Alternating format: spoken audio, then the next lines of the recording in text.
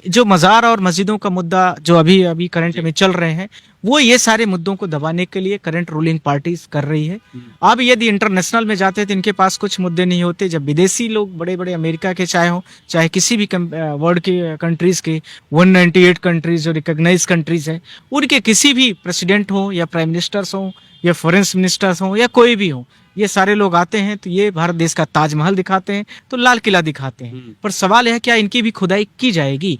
और जब इनकी भी खुदाई कर ली जाए तो फिर भारत देश में ये दिखाना क्या चाहते हैं? क्या हड़प्पा सभ्यता या फिर इसके साथ में मोहनजोदाड़ो से होते हुए आप देखेंगे कि नव पाषाण, पूरा पाषाण या मध्य पाषाण होते हुए बंदरों की जो विज्ञान मानती है कि हम सब हमारे सबके पूर्वज बंदर रहे होंगे, तो वो सारी चीजों तक पहुंचाएंगे। क्या दिखाना चाहते हैं मुझे यह नहीं समझ में आया कि चुनाव की राजनीति में क्या पूरे भारत देश की क्या खुदाई ही एकमात्र माध्यम बना है कि एक रास्ता है? सरकारी कंपनियां सारी लगभग बंद कर दिया, सारे अनएम्प्लॉयमेंट की तरफ लोग मूव कर रहे हैं, बेरोजगार दिनों दिन बढ़ते जा रहे हैं, बेरोजगारी की दर भी बढ़ती जा रही है। शिक्षा का स्तर आप एनसीईआरटी वगैरह की बुकों को देख लीजिए, उसको भी बिल्कुल ऐसे सिलेबस बना दिया है कि बच्चे किसी लेवल में, वर्ल्ड लेवल की जो रिकॉग्नाइज सारी चीजें हैं उसमें कहीं स्टैब्लिश नहीं हो रहे, कहीं खड़े नहीं हो पाएंगे। तो ये सरकार अपने जो आने वाली पीढ़ियां हैं, क्या उनको क्या बनाना चाहती है? एक हिंसावादी, या फिर यही हिंदू मुस्लिम करके पूरे भारत देश की जनता को लोकल स्तर से लेकर के नेशनल स्तर तक में ले जा करके उसको सिर्फ और सिर्फ मारधाड़ और हिंसा? इंटरनेशनल लेवल पर भी तो बात होती है ना। विदेश का मीडिया भी भारत की तरफ देखता है, जहां कभी संभल में दंगे हो जाते हैं, कभी नागपुर में इस तरीके की हालत हो गई, ये पुलिस वाले तक घायल हो गए इसमें। तो यूथ हमारा किधर जा रहा है? नहीं, यूथ को जो टीवी मीडिया जो आजकल दिखा रही है उसी तरीके से उनको माहौल बनाया जाता है, उसी तरीके से उनको डाइवर्ट किया जाता है। और जो मीडिया है, नेशनल मीडियाज कहें या जो भी विभिन्न प्रकार की मीडियाओं के आज के नामकरण किए गए हैं, उन मीडियाओं के भी मैं नाम ले भी लूँ, वो मीडिया भी उन्हीं चीज़ों को प्रमोट करती है, बार बार दिखाती है, वही डिबेट करती है, उसी हेट स्पीचेस को चलाती है, और साथ में सरकार विशेष जो है उसकी महिमा मंडल करती है।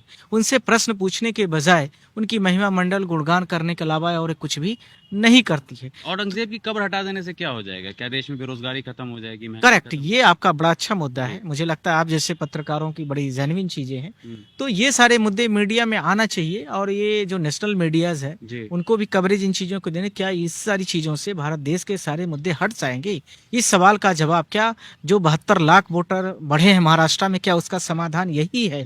साथ ही साथ में जो हम लोग सारी बातों को कह रहे हैं कि फ्री और फेयर इलेक्शन कंडक्ट होना चाहिए, क्या इसका भी समाधान इसी रास्ते से मिलने वाला है?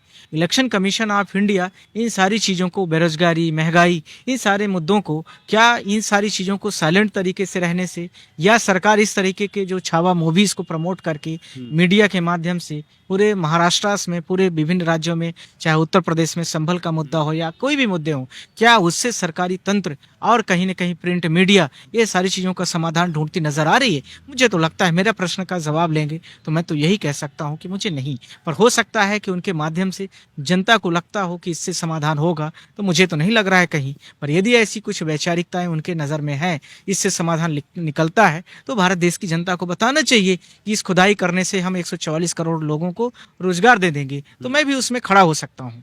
यदि 144 करोड़ लोगों को रोजगार मिल जाएगा, साथ ही साथ में जो भारत देश की बेरोजगारी हो खत्म हो जाएगी, ईवीएम के मुद्दों का समाधान मिल जाएगा, जो 72 लाख विभिन्न प्रकार के टर्नआउट डेटास हैं उसका समाधान मिल जाएगा। इसके साथ में जो अभी भारत देश का जो सेंसेक्स गिरा, अब आपने देखा 92 लाख करोड़ रुपए एक दिन में स्वाहा हो गए पूरी जनता की, उसकी रिकवरी हो जाएगी। उसके साथ में प्रति व्यक्ति जो भारत देश की अभी आपने देखा है कि इनकम के साथ में, इनकम तो घटी गई, इसके साथ में जो हमारा जो बर्डन है, मतलब क्या कह उसको क्या कह सकते हैं कि जो पर व्यक्ति जो वो डेटा है जी, नहीं कर्ज जो कर्ज है वो कर्ज भी बढ़ जा रहा है, तो क्या वो कर्ज भी कम हो जाए तो हम इन सारी चीजों में इन्वॉल्व हो सकते हैं। पर ये समाधान क्या विश्व स्तर में आप देखिए और भारत को देखिए और उससे कंपैरिजन करिए, तो वो सारी चीजों को अपने आप आपको समाधान मिल जाएगा। मुझे लगता है कि भारत देश की जो सरकार अभी कर रही है उसको इस चीजों पे कई जो प्रमोट कर रही है, उससे हट करके जो विभिन्न मुद्दों की बातें जो आपके माध्यम से मैं बोल रहा हूँ, वह भी कहीं ना कहीं पर स्टैंड रूप से फ्रंट में है। आपको सरकार बनाने के लिए और चुनाव जीतने के लिए सब काम करना है, तो देश की जनता के साथ इसके लिए ऐसे अन्याय नहीं होना चाहिए। उसके लिए हम लोग भी सोच रहे हैं कि इसमें कुछ सुप्रीम कोर्ट को भी संज्ञान लेना चाहिए। और इसमें को लेकर के आप लोगों ने काफी सारे प्रोटेस्ट किए हैं, काफी सारे अपनी बातें रखी है, लेकिन एक तरफ जो विपक्ष है राहुल गांधी को हमने कई बार सुना ईवीएम को लेकर के बोलते हुए, अखिलेश यादव को भी हम सुन लेते हैं, लेकिन बाकी लोग आगे नहीं आते हैं। कोई आए नहीं आए, हम अपना काम कर रहे हैं ना। हम ये नहीं सोचते हैं कि कौन मेरे साथ में आया है कौन नहीं आया है। दूसरा, जब हम लोगों ने ईवीएम के मुद्दे को उठाया था तब भी राहुल जी को आना चाहिए था, तब तो वो आए नहीं। अब वो मामला उतना ज्वलंत तरीके से तो पार्लियामेंट में आप उठा रहे हैं, वकीलों के माध्यम से हम लोग जो कर रहे हैं, जो कोई चीज की एक टाइम होता है, हर चीजों का एक समय होता है, उस समय में आपको भी करने की आवश्यकता होती है, आपको भी सपोर्ट करने की आवश्यकता होती है कि इस चीजों को बढ़ाया जाए। अब जब बहुत सारे संगठन एक साथ एक सूत्र में आकर के काम करते हैं तो उसका एक अलग ही इम्प्रेशन होती है और सामुदायिक तरीके से उसका जनता पर असर भी पड़ता है। मुझे लगता है सरकार भी उस चीज़ों पर कंसीडर करती है और साथ ही साथ में जो कॉन्स्टिट्यूशनल तंत्र है वो भी कहीं ना कहीं प्रक्रियात्मक तरीके से काम को बढ़ाते भी हैं, करते भी हैं। पर उस समय पर तो आपने नहीं किया, अब आप कर रहे हैं। हम लोग भी सुप्रीम कोर्ट में हैं और अपनी तरीके से हम लोग भी पैरवी कर रहे हैं, पर उस समय पर देश में जनता बहुत तरीके से काम कर रही थी। अब उस समय पर इतना है कि नहीं, ये तो आप लोगों के माध्यम से ही पता चलेगा। पर मुझे लगता है कि हर जनता थक चुकी है और उसको ये लगता है कि कुछ भी कर लो, इस सरकार के आगे कोई कुछ कर नहीं पा रहा है। इसलिए भी कई बार सरकार जो है तो थोड़ा सा सरकार से जनता डर जाती है और विभिन्न प्रकार के जो प्रोटेस्ट होते हैं उनमें भी कहीं ना कहीं कम हो जाती, क्योंकि बुलडोजर चलाना, फेक एफआईआर दर्ज करना और बहुत सारी चीज़ें होती हैं। उसके माध्यम से ये जिस तरह से सरकार कंट्रोल करती है ऐसे लोगों को, तो वह भी कहीं ना कहीं काफ़ी देश में बढ़ा है। इसलिए भी जनता थोड़ा सा इसमें कम हुई। जो सरकार 2 करोड़ का रोजगार प्रतिवर्ष देने के लिए वादा करके आई थी, जो सरकार 15 लाख रुपए पर हर किसी व्यक्ति के अकाउंट में देने का वादा की, जो सरकार महंगाई पर बात की थी, जो सरकार 60 रुपए डॉलर पर मनमोहन सिंह जो होते थे देश के समय प्रधानमंत्री, उनको यह कह करके मजाक उड़ाती थी कि ये मौन प्रधानमंत्री हैं, वो सरकार आज वो बिल्कुल निकम्मी और नाकार साबित हो रही है। मुझे लगता है कि भारत देश के जो विभिन्न बड़े मुद्दे हैं, इसके साथ में अभिप्राय साथ में उनमें से अभी आपने देखा कि भारत देश का 92 लाख करोड़ रुपए भारत देश के इंडेक्स जो सेंसेक्स है उसमें पूरे भारत देश की जनता के डूब गए। उसमें कोई डिबेट नहीं है, कोई बहस नहीं है।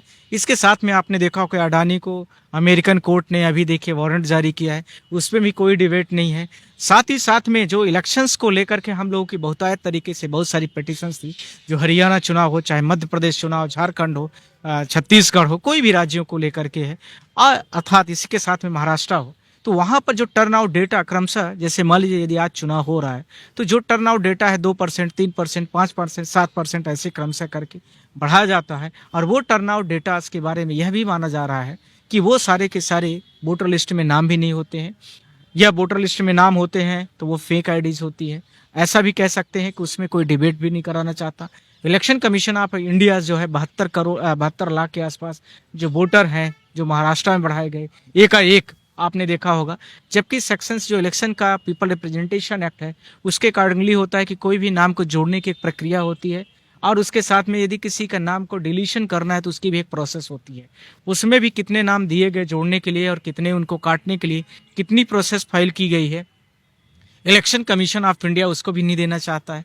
पर ये एकाएक टर्न आउट डेटा कहाँ से आते हैं? उदाहरण के तौर पर मैं अभी कुछ दिनों से 2-3 दिन 4 दिन पहले से मीडिया में ये बात चल भी रही थी, मैं आपके माध्यम से बोलना भी चाहता हूँ कि एक घर के लगभग 45 लोगों का वोट आ रहा है। एक फादर के, ध्यान रखने की आवश्यकता है, एक पिता के लगभग 45 बच्चे आ रहे हैं नाम, और उसमें से यह भी साबित उसमें था कि एक ही उम्र के यानी एक ही डेट ऑफ बर्थ के 18 बच्चे हैं। क्या इलेक्शन कमीशन ऑफ इंडिया को नहीं दिख रहा है? एक मैं छोटा सा उदाहरण पेश किया हूँ। इसी प्रकार से भारत देश में विभिन्न बहुत सारे वोटर लिस्ट में नाम बढ़ाए गए हैं। इसी प्रकार से भारत देश में जहां इनको सरकार को लगता है कि यहाँ पर हम हार जाएंगे, वहां पर उसी प्रकार से उस वोट को बढ़ा दिया जाता है। और चाहे हरियाणा हो, चाहे दिल्ली हो, चाहे और कोई भी राज्य हो, ये जो टर्नआउट डेटा बार बार बढ़ता है।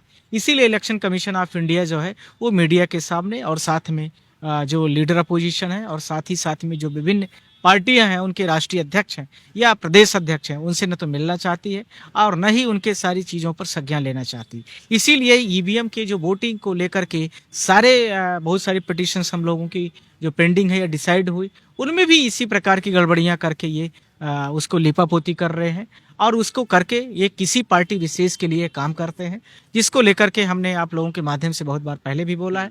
बहुत सारी पिटीशंस पेंडिंग भी हैं। अभी टर्नआउट डेटास को लेकर के बार बार ना बढ़े, फॉर्म 17C में जितने वोटर्स की लिस्ट होती है, अर्थात जितना उस पोलिंग में वोट पड़ती है वो तुरंत ही उस पोलिंग एजेंट को दिया जाता है। उसको इमीडिएट ही इलेक्शन कमीशन अपनी जो गवर्नमेंट साइट्स हो उसमें अपलोड करे। इसको लेकर के हमारी पिटिशंस पेंडिंग है, जल्दी ही आ रही है।